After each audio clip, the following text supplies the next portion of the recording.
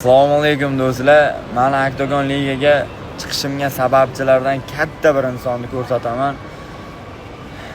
Xullas kalom, maqtaysa gap ko'p.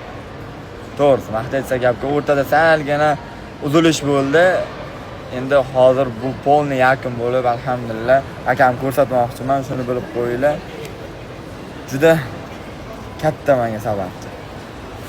Choyxona Registon. Shukur akam bo'ladilar.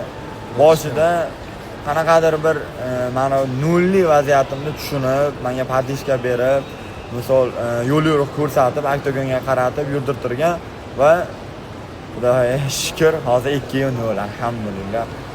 Hali 10-0 bo'ladi inshaalloh. Xudo xolasa inshaalloh. 10-0 bo'ladi. Choyxona Registon bizga asosiy mana bu restoranlardan biri. Shuning uchun men hech restoranlarni reklama qilmayman. Jonlaring sog' bo'lsin. Choyxona Registon.